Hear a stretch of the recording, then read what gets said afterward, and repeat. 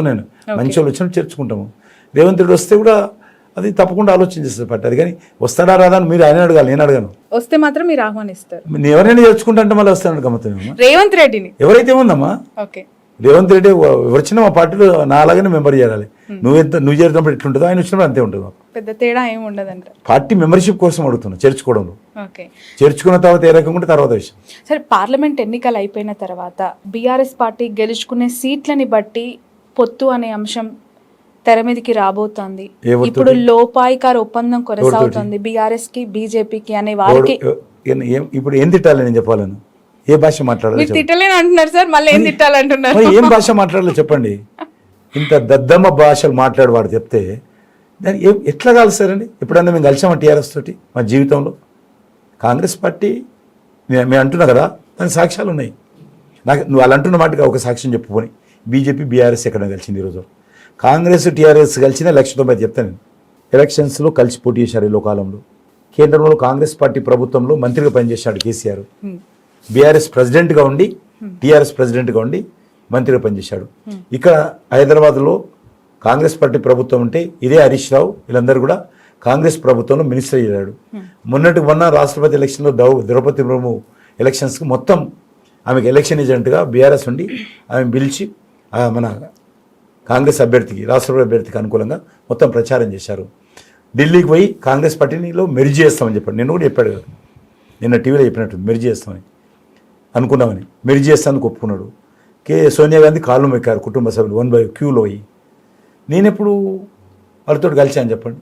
వాళ్ళు కలిశారు, వాళ్ళు మెర్జ్ చేసుకుంటామన్నారు, ఎన్నికల పొత్తు పెట్టుకున్నారు, అధికారాన్ని పంచుకున్నారు. ఆయన కాంగ్రెస్ పార్టీ ముఖ్యమంత్రి ఉంటే గెలిచిన వాళ్ళని అక్కడ పంపించిర్రు. అక్కడ సాయం చేసుకున్న కాంగ్రెస్ పార్టీ గెలిచిన ఎమ్మెల్యేలు టీఆర్ఎస్ ఎమ్మెల్యేలందరినీ కాంగ్రెస్లో పంపించారు.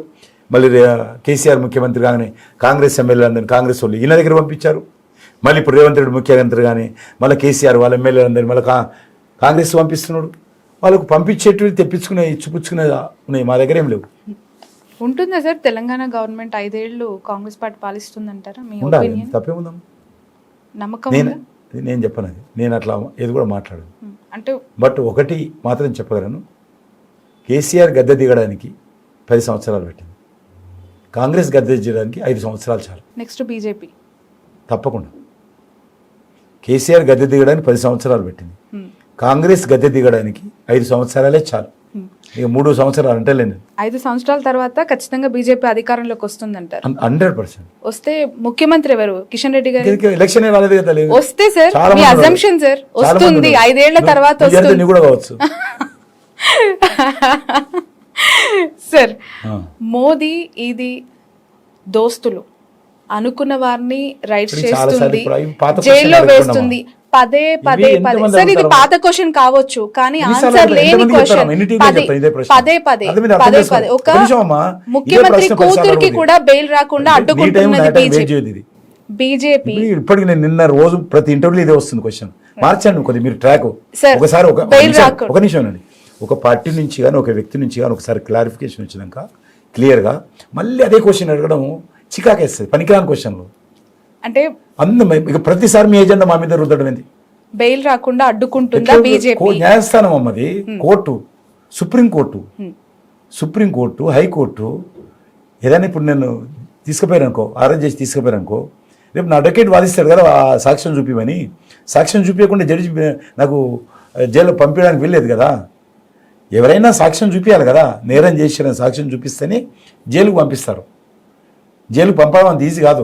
పోలీసు వాళ్ళు చెప్తానో లేకపోతే ఇంకెవరు అనుకుంటానో, సుబ్బారావు అనుకుంటానో కాదు. అది ఖచ్చితంగా ఎవరైనా ప్రైమాఫీసీ ఉండాలి, ఆధారాలను కోర్టు ముందు ఉంటేనే మనం జ్యుడిషియల్ కస్టడీకో లేకపోతే పోలీస్ కస్టడీకో ఇస్తారు.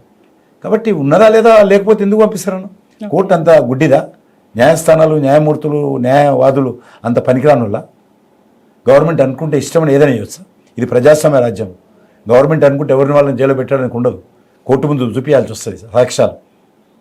తప్పుడు సాక్ష్యాలు అయితే చెప్పానండి, వాళ్ళ అడ్వకేట్లను చెప్పానండి, బెయిల్ వస్తుంది. గవర్నమెంట్ తప్పుడు సాక్ష్యాలు పెట్టింది, తప్పుడు ఆరోపణలు అంటే జడ్జి డెఫినెట్గా నువ్వు ప్రెస్ కాన్ఫరెన్స్ పెట్టి చెప్పు, లేకపోతే ఇదని చెప్పు, కోర్టు ఇదని చెప్తుంది, ఇన్ని ఫోన్లు పగలగొట్టాను, తప్పు అయింది, తప్పు కాదు పగలగొట్టలేదని చూపించమని చెప్పండి. ఎందుకు రోజు ఒక ఫోన్ పగలగొట్టాల్సి వచ్చింది? ఎందుకు ఢిల్లీకి వెళ్ళాల్సి వచ్చింది? ఇక్కడ దోచుకున్నది కాకుండా ఢిల్లీకి వెళ్ళి దోచుకుంటారా? కాబట్టి ఈడీ మేము పెట్టిందా? కాంగ్రెస్ ఉన్నప్పుడు పెట్టింది. సిబిఐ మేము పెట్టిందా? కాంగ్రెస్ ఉన్నప్పుడు పెట్టింది. అప్పుడు ఎన్ని పొలిటికల్ కేసులు ఉన్నాయి, ఇప్పుడు ఎన్ని పొలిటికల్ కేసులు ఉన్నాయి. అప్పుడు 3% ఉన్నాయి పొలిటికల్ పార్టీకి సంబంధించినటువంటి వారి మీద ఇన్వెస్టిగేషన్ చేస్తున్నాయి, ఇదే ఆ కరప్షన్ మీద. ఇప్పుడు కూడా అన్నీ ఉన్నాయి. కాంగ్రెస్ హయాంలో కూడా జైలుకి వెళ్ళారు కదా, కాంగ్రెస్ మంత్రులు జైలుకి వెళ్ళారు కదా. ఎందుకే చేసింది? ఇప్పుడు ఈడీ సిబిఐ చేసింది కదా. అప్పుడు కూడా కాంగ్రెస్ మంత్రులు ఉన్నప్పుడు ఎవరమ్మా ఎవరు వెళ్ళారు? మన్మోహన్ సింగ్ మంత్రులు జైలుకు, మినిస్టర్స్ రాజా గిట్ట వేరు కదా, తమిళనాడు వీళ్ళంతా జైలుకి వెళ్ళారు కదా. వీళ్ళందరూ మినిస్టర్ ఉన్నప్పుడే జైలుకి వెళ్ళారు. అప్పుడు అది ఇదే ఈడీ కదా. మరి అప్పుడు మీ గవర్నమెంట్ మీద ఇన్వెస్టిగేషన్ మీరు జైలు పంపితే మంచోళ్ళు, ఇంకో గవర్నమెంట్ మీద ఇంకో పొలిటికల్ మీద ఇన్వెస్టిగేషన్ చేస్తే తప్ప ఈడీ. కాబట్టి ఇవన్నీ అనవసరపు రాద్ధాంతాలు తప్ప ఏం లేదు. ఎక్కడ కూడా భారతీయ జనతా పార్టీకి సంబంధం ఉండదు. ఇప్పుడు ఉదాహరణకు ఎక్కడైనా కేసు చేయాలంటే ప్రైమరీ ఆఫీసర్ ఉండకుండా ఏ ఇన్వెస్టిగేషన్ చేయదు. ఆఫీసర్స్ రేపు ఉండాలి కదా. వాళ్ళు మా గవర్నమెంట్ పోయిన తర్వాత వాళ్ళే ఉంటారు. కాబట్టి ఎవరు ఊరుకుంటారు? ప్రైమరీ ఆఫీసర్ లేకుండా ఎవరిని జైలు పెట్టే అధికారికి ఉంటుందా? గవర్నమెంట్కి ఉంటుందా? ఉండదు. జైలు గేట్ లోపలికి వెళ్ళాలంటే ఖచ్చితంగా జడ్జి దగ్గరికి వెళ్ళాలి. జడ్జి పర్మిషన్ లేకుండా, జడ్జి ముద్ద లేకుండా జైలుకి పంపడానికి ఉండదు. కాబట్టి జడ్జి రెస్పాన్సిబిలిటీ దీనికి. సార్, చాలా యంగ్ ఏజ్లో మీరు పాలిటిక్స్లోకి వచ్చారు, బీజేపీలో అంచెలంచెలుగా ఎదుగుతూ ఈ స్థాయికి వచ్చారు. ఇంత డౌన్ టు ఎర్త్, ఇంత సింప్లిసిటీ ఎలా సాధ్యం కిషన్ రెడ్డి గారికి? మీ ఇంటికి వచ్చాను, కావ్య గారితో కూడా చాలా సందర్భాల్లో వచ్చి మాట్లాడడం జరిగింది. పెద్ద పెద్ద విల్లాలు, ట్రిప్లెక్స్ హౌసెస్లో ఉన్న మినిస్టర్లను, ఎమ్మెల్యేలను చూస్తూ ఉంటా. కేంద్ర మంత్రిగా ఒక ఫ్లాట్ అపార్ట్మెంట్లో అదే ఇంట్లో కొనసాగుతున్నారు, అదే simple life style. How it possible? ఎందుకు మీ లైఫ్లో మార్పులు చోటు చేసుకోలేదు? అంటే నాకు తీవ్రమైనటువంటి పని ఒత్తిడితో ఇవన్నీ ఆలోచన చేసే టైం కూడా లేదు.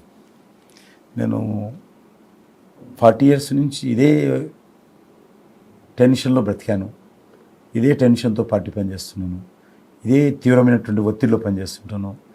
ఏ స్థాయిలో ఉన్నప్పుడు ఆ స్థాయిలో కూడా ఎప్పుడు కూడా పార్టీ గురించి ఆలోచన చేస్తూ ప్రోగ్రామ్స్.